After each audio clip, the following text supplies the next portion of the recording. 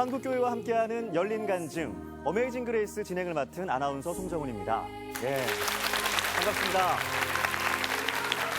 하나님을 만난 우리 이웃들의 생생하고 감동적인 간증을 통해서 지금도 살아계신 그 하나님을 전하고 증거하는 그런 시간을 기대하는데요. 지난 신년 특집으로 우리 어메이징 그레이스가 만들어졌었는데 정말 많은 분들이 관심 가져주시고 또 입소문 나고 성원해 주셔서 저희 봄 개편을 맞아서 어메이징 그레이스가 정규 프로그램으로 편성이 됐습니다. 하나님께 영광의 박수를 좀 올려드릴까요? 감사합니다.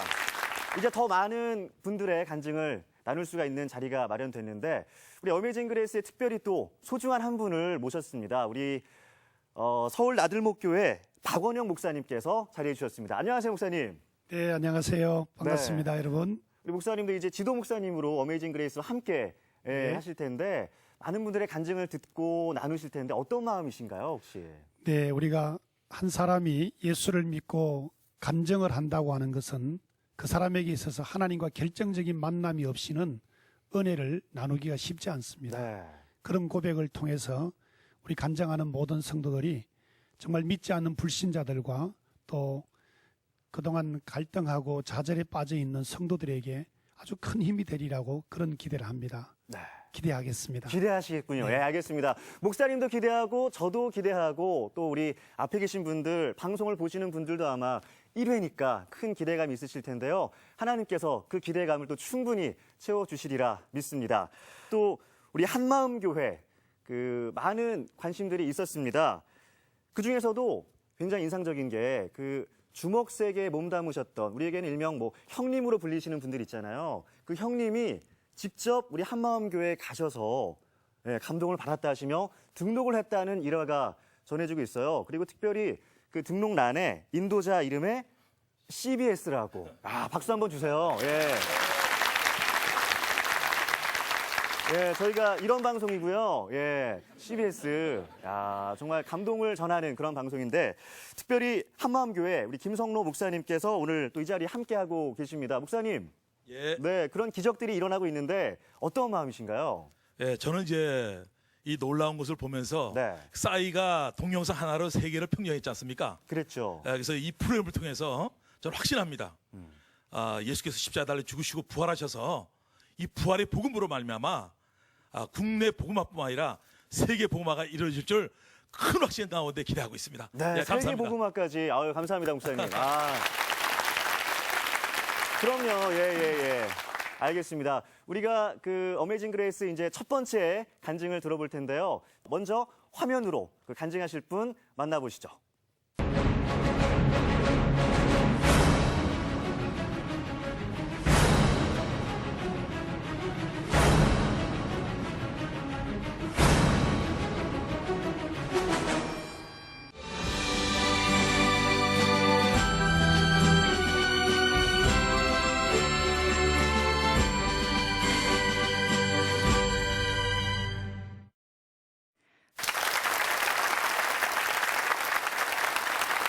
안녕하세요. 저는 춘천 한마음교회를 다니는 신주희입니다. 저는 10대 때 학교폭력을 일삼던 일진이었어요. 저로 인해 많은 피해를 입은 아이들에게 사죄하는 마음으로 이 간증을 나누고자 합니다. 제가 초등학교 3학년 때 부모님이 이혼을 하셨어요. 너무 어린 나이에 이혼을 하셔서인지 엄마 없는 초딩으로 자랄 수밖에 없었고 그래서 아버지의 재혼이 더욱더 불만이었습니다. 제가 중학교 1학년에 올라가자 불량스러운 아이들이 제게 다가왔어요. 그 아이들과 처음 제가 담배를 피워보게 되었어요. 담배를 이렇게 주길래 이게 뭐지? 이 나이 때 제가 담배를 펴도 되나 이런 생각이 들었지만 그 아이들 사이에서 담배를 피지 않으면 제가 맞을까 봐 혹은 그 아이들에게 왕따를 당할 것 같은 생각이 들었기 때문에 저는 선택의 여지도 없이 제가 이렇게 담배를 피워보게 되었어요. 그런데 핑 하고 이렇게 돌더라고요. 너무나 어지러워서. 근데 순간 여기서 쓰러지면 내가 맞을 것 같다는 생각도 들었고 왕따 당하기는 싫었거든요. 그래서 악으로 깡으로 그렇게 버텼습니다. 그것을 계기로 인해서 아이들에게 인정받기 시작했고요. 그래서 그 계기로 인해서 소주방과 노래방을 자주 드나들게 되었어요. 그곳에서 만날 수 있었던 학생들이 있었는데, 지금 말로는 일진이라고 하고요. 그 당시 저희 시절 때는 짱이라고 표현을 했어요. 네. 지금 이제 시절에 이제 일진 아이들과 함께 모여서 하는 곳이라고는 패싸움밖에 없었습니다. 각 학교의 일진들 있잖아요. 이제 그 아이들과 함께 모여서 이렇게 패싸움을 합니다.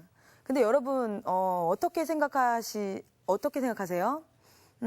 뭐 여자라고 해서 이렇게 머리끄댕이 자꾸 싸우시는 걸 생각하시죠? 근데 저희는 손을 잡히는 것은 모두 다 강목, 테니스채, 또 술병, 그리고 심지어 교차로에 있는 그 꼽혀 있는 철 아시죠?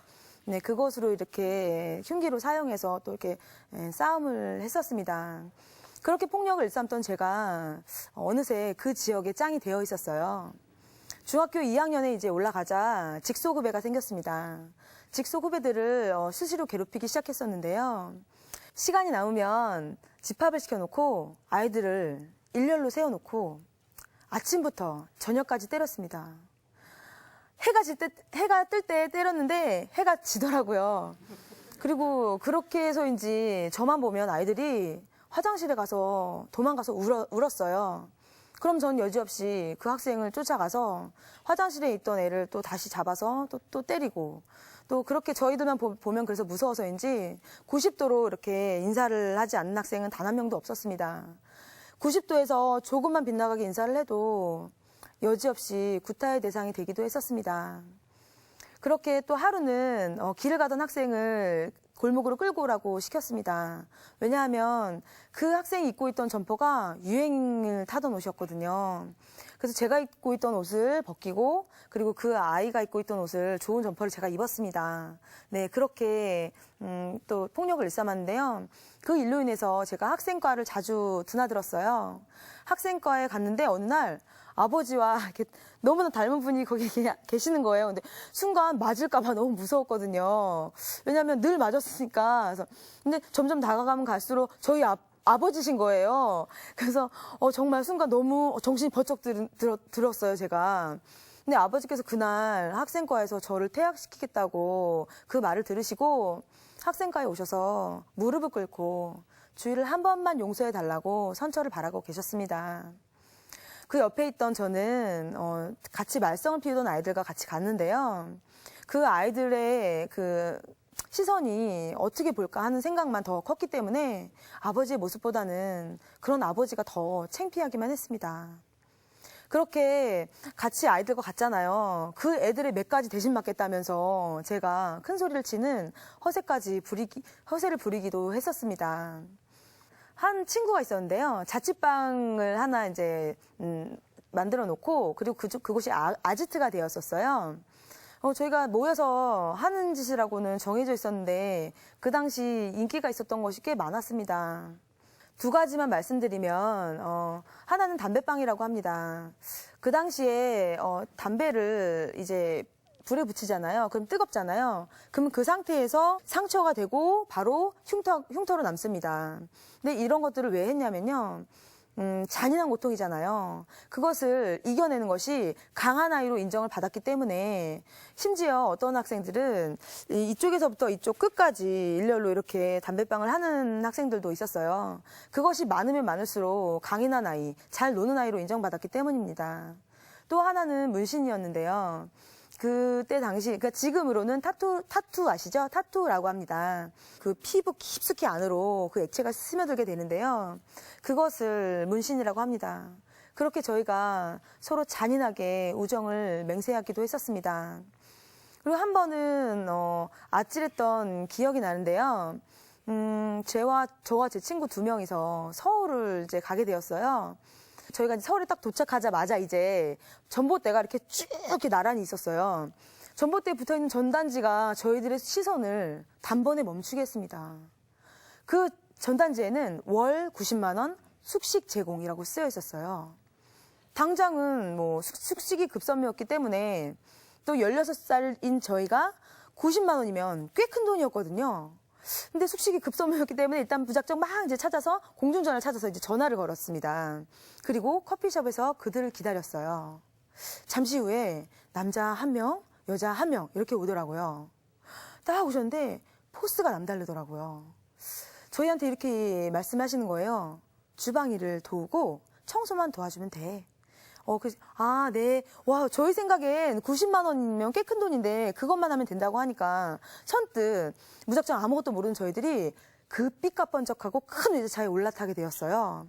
그리고 잠시 후에 어느 한 골목에 도착하게 되었습니다. 그런데 이게 웬일입니까? 그곳은요, 빨간 등불이 일렬로 쭉 켜져 있는 골목이었습니다.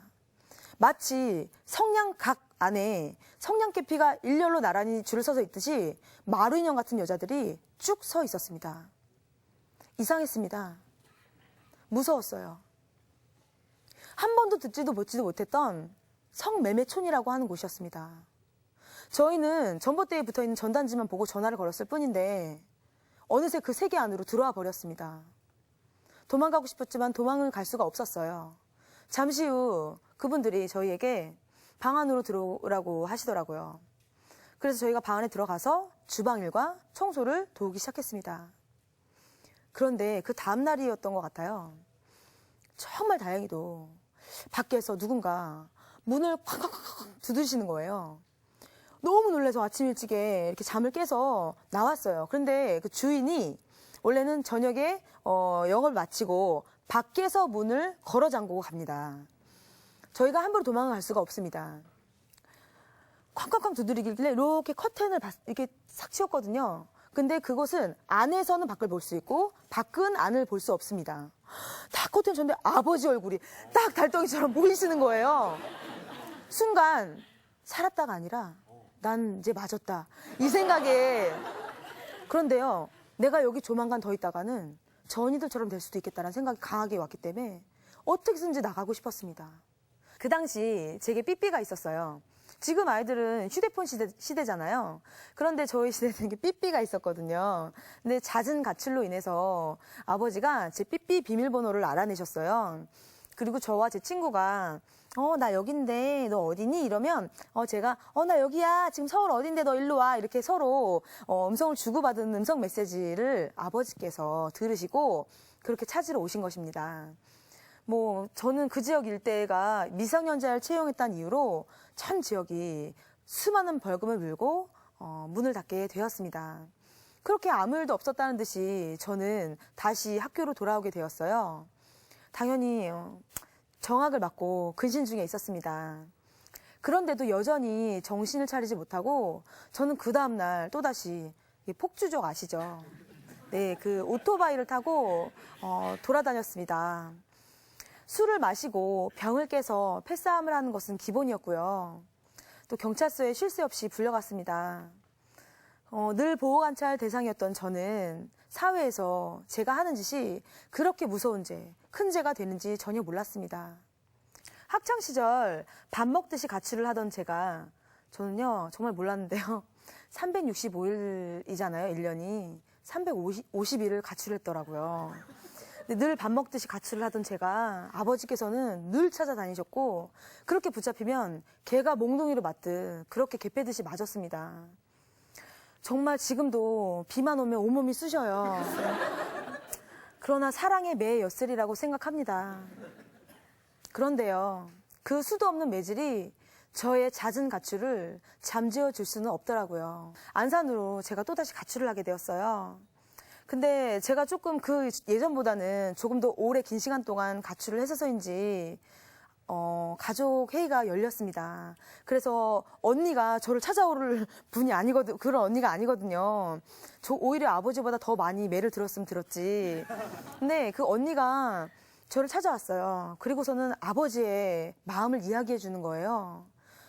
그 언니가 마음을 이제 이야기해 주는데 마음이 조금 짠하더라고요. 그러면서 아버지가 널 다시는 때리지 않겠다고 약속했다. 울면서 나한테 약속하는데 이제 가도 될 것 같아. 때리지 않겠대. 그러길래 제가 그래? 그래 한번 믿어보자 하는 마음에 집으로 언니와 함께 돌아가게 되었어요.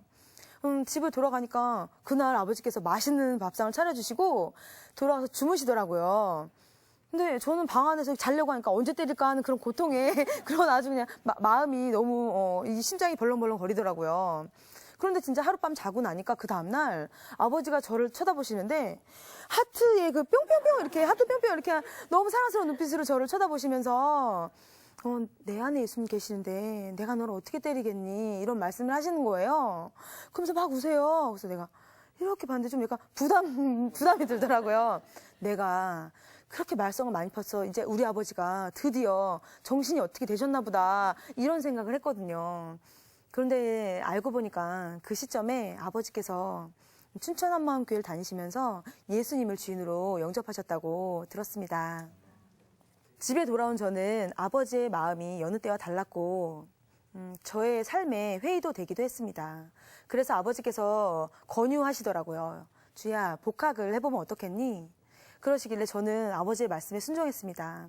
복학을 준비하는데 1년 후배들과 같이 다닌다는 생각에 너무나 자존심이 상하더라고요. 그래서 부담감이 들었지만 제 걱정과는 달리 막상 딱 복학을 하고 나니까 아이들이 저를 막 반기면서 보고 싶었다고 제 옆에 따라붙기 시작했어요. 저 옆에 있으면 한 대도 안 맞을까 하는 생각 때문인지. 그래서 근데 제가 잠시 이제 그 수업이 끝나고 나서 화장실 다녀오면 제 책상 위에는 혈서로 쓴 편지들과 예쁘게 포장된 그런 간식들, 선물들이 잔뜩 놓여 있었습니다.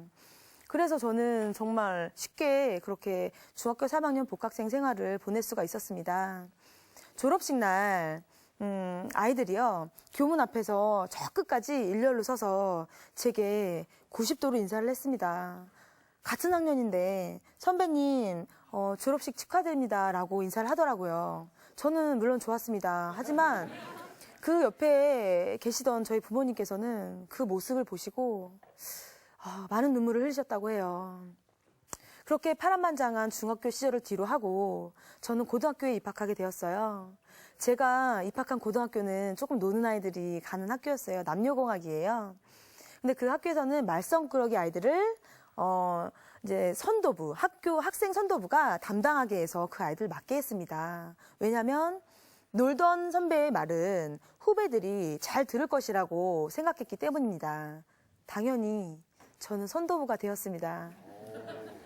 그리고 그 아이들을 학교에서 공식적인 선도부로서 저희들에게 맡게 해주니까 저희는 마음 놓고 아이들을 때리고 금품을 갈취하기 시작했어요.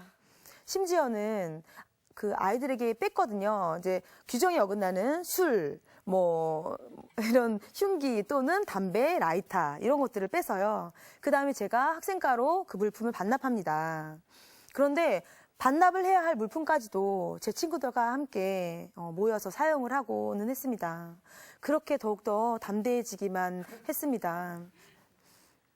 그래서 그것을 보다 못하신 아버지께서 제가 고3 때 한쪽은 장로님이 팔을 꼭 잡으시고 한쪽은 아버지께서 잡으시고 진짜 저희 교회가 자갈밭이 있어요. 근데 그 자갈밭을 질질질 끌려서 헐크 같은 얼굴로 진짜 가기 싫은데 아버지와 장로님 합심하여서 저를 끌어서 예배당 안으로 앉히셨습니다. 근데 가만히 이렇게 앉아 있었어요. 앞을 딱 봤더니 한마음 여름 수련회 이렇게 써 있더라고요. 저는 저의 의지와 상관없이 끌려와서 앉았을 뿐인데 그 세계에 또 들어와 있더라고요.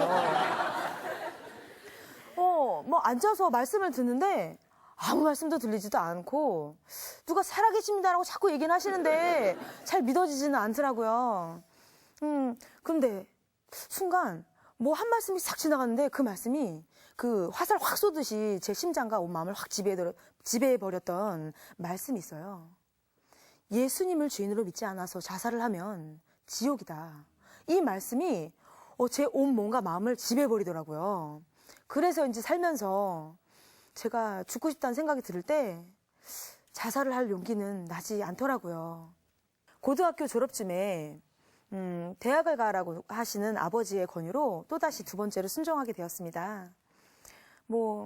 입학금만 주면 누구나 다 들어갈 수 있는 그 대학교에 제가 입학을 하게 되었는데요. 저는 대학을 가서도 여전히 예전에 일진 친구들을 계속 만나고 있었어요. 제 친구의 부류는 딱 두 부류로 나눌 수 있어요. 남자아이들은 조폭, 여자아이들은 술집. 네, 지금 술집을 하거나 또는 마다함인데요. 그런데 중요한 것은요.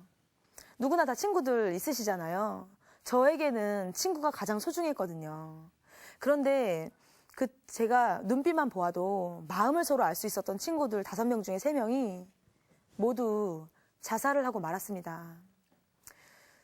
그리고 나중에 듣게 된 소식인데요. 각 학교에 노는 아이들이 있었어요. 그 아이들 중에 10명 중에 7명은 전부 자살을 했다고 들었어요. 우울증 때문이라고 제가 들었는데요. 그 소식 때문인지 제가 더욱더 방황을 하게 되었고 저의 대학생 생활을 저는 적응하지 못했던 것 같습니다. 대학교 졸업쯤에 돈을 벌어야겠다는 생각이 들었어요. 그래서 화장품 세일즈를 시작하게 되었습니다. 그러나 일진의 꼬리표를 달고 있던 제가 사회생활에도 잘 적응은 못하겠더라고요. 그렇게 정말 돈을 벌고 싶다는 생각에 죽어라고 일만 했습니다. 그런데 너무나 피곤한 거예요, 어느 날. 피곤이 막 몰려오기 시작하는데 운전대도 잡을 수가 없더라고요. 그래서 병원을 처음으로 가게 됐는데 병원에서 갑상선암이라는 선고가 내려진 거예요. 정말 마음도 공고한 데다 몸까지 어찌할 수 없는 20대를 보내게 된 것입니다. 제 삶을 이렇게 뒤로 돌아보았어요. 돈, 명예, 쾌락, 친구, 이성. 정말 한순간에 그것들이 물거품이 되어버렸습니다. 아무것도 하기 싫었고요. 정말 죽고만 싶었습니다. 지하철을 바라보면 저기 뛰어내리면 죽을 수 있지 않을까? 이런 생각만 하고 살다가 지푸라기라도 짚고 싶은 마음에 문득 고3 때 끌려갔던 아버지 손에 끌려갔던 한마음교회에 다시 가보고 싶다는 생각이 들었어요. 사실 제가 그때 기도했던 게 있었거든요. 하나님이 정말 살아계시는 거 제가 알겠는데요. 제가 하나님에게 나쁘게 굴어도 하나님은 능력 있으신 분이시니까 제 머리카락 끝자락이라도 하나 잡아주시면 제가 어디 도망가지 않겠습니다. 제발 제 머리카락 끝자락 하나만 붙들어 주세요. 라는 기도를 했던 그 기억이 나는 거예요. 그래서 제가 제 발로 직접 한마음교회를 찾아가게 되었습니다. 너무나 창피해서 이렇게 모자를 푹 눌러쓰고 제가 그 예배당 맨 뒤에 앉아 있었어요. 그런데 눈물이 닭똥 같은 눈물이 막 펑펑 나는 거예요. 근데 울면서도 왜 우는지 이유를 모르겠더라고요. 하나님이 이 마음에 이런 말씀을 하시는 것 같았어요. 주희야, 너 왜 이제 왔어? 내가 너를 얼마나 찾았는데? 라고 하시는 것 같았어요. 그래서 막 이렇게 펑펑 울고 있는데 지나가시는 언니가 저를 알아보시고 너무 반갑게 맞아주시면서 잘 왔다고. 야, 너랑 똑같은 사람이 있어. 하면서 이렇게 소개를 시켜주는 거예요. 그래서 제가 며칠 후에 서울에서 그 언니를 만나게 되었습니다. 그리고 교제 가운데 언니가 저에게 이런 질문을 던졌어요. 주희야, 너는 하나님이 살아계시다는 걸 어떻게 믿을 수 있어? 그리고 네가 제자들이 부활하신 예수님을 본 것처럼 너도 확실하게 믿을 수 있니? 저는요, 머리가 하얘졌어요. 대답을 할 수가 없더라고요. 믿을 수 있니? 믿을 수가 없었어요. 그러게? 어떻게 믿을 수 있지? 하는 마음이 막 들더라고요. 그래서 제가 언니에게 언니 어떻게 하면 되냐고 물었어요. 언니는 잠시 후에 성경에 예언되어 있던 예수님이 실제로 이 땅에 오셨고 이분이 죽으시고 부활하셨다. 이것이 예수님이 하나님인 증거다. 이렇게 말을 해주더라고요. 부활하셨다고? 부활? 살아나셨다는 거잖아. 제가요 엄청 많이 맞아봤잖아요. 그런데요 이따가는 걸로 이 뒤통수를 한 대 후려맞는 것 같았어요. 언니, 나도 살아계신 예수님 만나고 싶다고, 나도 그 예수님 만나고 싶다고, 만날 수 있냐고 제가 언니에게 물었더니 언니가 저에게 고개 끄덕끄덕 하면서 사복음서에 나와 있으니까 이렇게 쭉 읽어봐. 기도할게 하더니 언니는 자더라고요. 그래서 제가 정말 고민되잖아요. 만나고 싶잖아요. 죽고 싶었는데 살 수가 있다고 살아나신 예수님이 있다는데 저도 만나고 싶잖아요. 정말 죽으라고 며칠 밤을 고생하면서 밤새도록 그 말씀을 막 찾아보았어요. 찾는데요. 근데요. 예수님이요. 진짜 살아나신 거예요. 부활하셨더라고요. 2000년 전에 이 땅에 오셨다 가셨더라고요. 죽으신 예수가 아니라요. 죽음에서 끝나버린 예수님이 아니라 다시 살아나신 예수님. 부활하셔서 지금도 살아계신 예수님과 제가 연결이 되어졌어요. 정말 쾌재를 불렀습니다. 그리고 왜 그토록 제가 10대 때 방황했었는지 그 이유를 알게 되었어요. 그 이유는요. 저희 부모님이 이혼을 하셨어도 아니었습니다. 선생님이 저에게 잔소리를 했었어도 아니었어요. 그 이유는 살아계신 예수님을 주인으로 믿지 않고 제가 주인 되어서 제 멋대로 그렇게 살았기 때문입니다. 제가 10대 때 괴롭혔던 그 수많은 아이들에게 무릎까지 꿇고 제가 사죄를 할 만큼 그렇게 용서를 빌 만큼 미안한 마음이 들었습니다. 요한복음 16장 9절에 예수님을 주인으로 믿지 않은 그 죄를 철저히 회개하고 예수님을 주인으로 영접하게 되었습니다. 예수님을 주인으로 영접하니까 그 후의 삶이 완전히 변화됐어요. 죽고 싶어. 짜증나. 죽고 싶고 짜증났던 그 제 마음에 그대로 평강이 임하면서 기쁨이 확 임하는 거예요. 와, 그리고 어떤 것으로도 컨트롤할 수 없었던 그 제 성격이 말씀 앞에 그대로 굴복되어지는 것이 너무나 놀라웠습니다. 예수님을 믿고 나서 가장 많이 생각나는 사람들이 있어요. 제가 10대 때 괴롭혔던 그 수많은 아이들과 지금도 어둠 속에 방황하고 있는 아이들입니다. 예전에는 일진이었지만 지금은 예수님의 부활을 전하는 복음의 증거자가 되었어요. 캠퍼스에 나가서 아이들을 전도할 때마다 이 아이들을 어떻게 하면 살릴 수 있습니까, 하나님? 이런 마음만 듭니다. 이 시대를 끌어안고 오시는 하나님의 마음이 부어집니다. 정말 마음이 아픕니다. 제가 그들에게 해줄 수 있는 것은 단 한 가지밖에 없더라고요. 예수님의 부활을 전해주는 일입니다. 정말 이것밖에는 해줄 것이 없더라고요. 제 경험으로 보았을 때 학교 폭력은 그 무엇으로도 해결할 수 없습니다. 재벌? 저는요, 수도 없이 매를 맞아봤어요. 그래도 안 되더라고요. 상담? 저는요, 끝도 없이 상담을 받아봤어요. 선도, 그리고 정학이나 태학은 절대 그 아이들의 삶을 변화시킬 수 없습니다. 그 마음에 살아계신 예수님이 주인이 되지 않고는 이 아이들을 변화시킬 수 없습니다. 마음의 주인이 바뀌어야 삶이 바뀌더라고요. 오직 이것만이 무너져가는 학교와 청소년들의 삶을 바꿀 수 있을 것을 확신합니다. 말씀에 한 영혼이 천하보다 귀하다고 하셨습니다. 지금도 어둠 속에 방황하고 있는 아이들에게 마지막으로 꼭 해주고 싶은 이야기가 있습니다. 그 길을 가보았던 선배로서 꼭 해주고 싶은 이야기입니다. 하루빨리 내가 주인된 삶에서 돌이켜 회개하고 예수님을 주인으로 영접하세요. 그러면 이 세상에서 경험할 수 없었던 축복의 인생이 여러분에게 시작될 것입니다. 감사합니다.